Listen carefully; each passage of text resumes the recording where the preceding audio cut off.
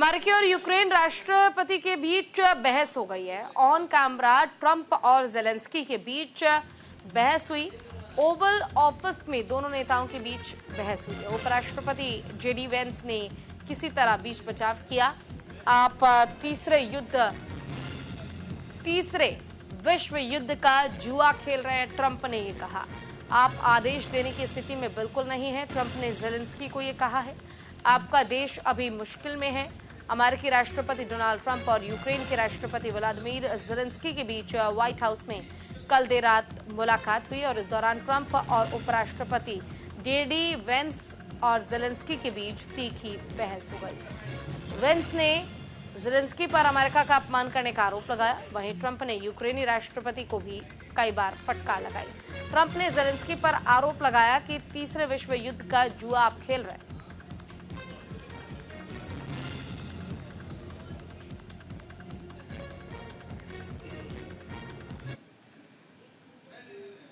No, you've done a lot of talking.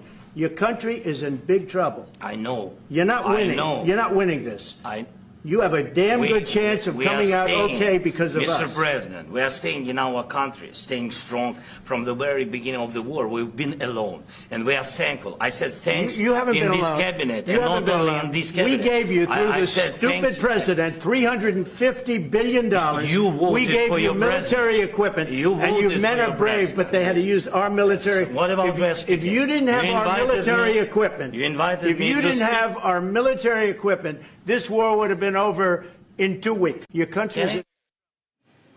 चलिए, इस पर ज्यादा जानकारी के लिए हमारे साथ ओम प्रकाश जी जुड़ गए, उनका रुख कर लेते हैं। ओम प्रकाश जी, देखिए जिस तरह से व्लादिमीर जेलेंस्की और डोनाल्ड ट्रंप के बीच तीखी बहस हुई, ये वीडियो अब लगातार वायरल हो रही है और कहा यह जा रहा है ट्रंप की ओर से कि आप तीसरे विश्व युद्ध के लिए जुआ खेल रहे हैं।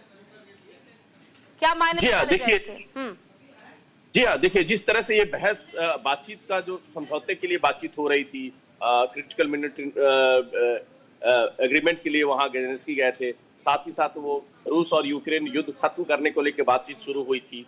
लेकिन ये बातचीत समझौते की तरफ बढ़ने की बजाय बिगड़ गई और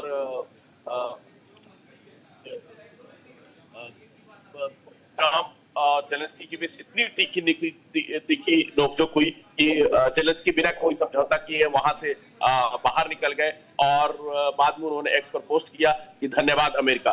तो इस सब का मायने निकाला जा रहा है कि ये समझौता जो है और ये युद्ध जो है वो टल गया। अब जो है जो शांति समझौते की बात हो रही थी कि रूस यूक्रेन में समझौता हो जाएगा अमेरिका की पहल पे, अब वो होता नहीं दिख रहा है। अब हालांकि पूरा यूरोप जो है अभी जेलेंस्की के साथ खड़ा है और वो कह रहा है कि शांति के लिए युद्ध हो रहा है। यूक्रेन पर रूस को हमने हमला किया है, इसलिए युद्ध विराम की पहल रूस को करनी चाहिए। तो निश्चित तौर पे जिस तरह से कल रात बात बिगड़ी है, तो जल्द ही मुझे नहीं लगता कि इसमें कोई शांति का रास्ता निकलेगा। हाँ, लेकिन जिस तरह से अमेरिका ने रुख अख्तियार किया हुआ है, उससे साफ है कि अब जो अमेरिकी मदद जेलेंस्की को और यूक्रेन को मिल रही थी, उस पर रोक लगेगी और धीरे धीरे जो है यूक्रेन की मुश्किलें बढ़ती जाएंगी। चलिए, ठीक है, आपका बहुत बहुत शुक्रिया इस तमाम जानकारी और अपडेट के लिए।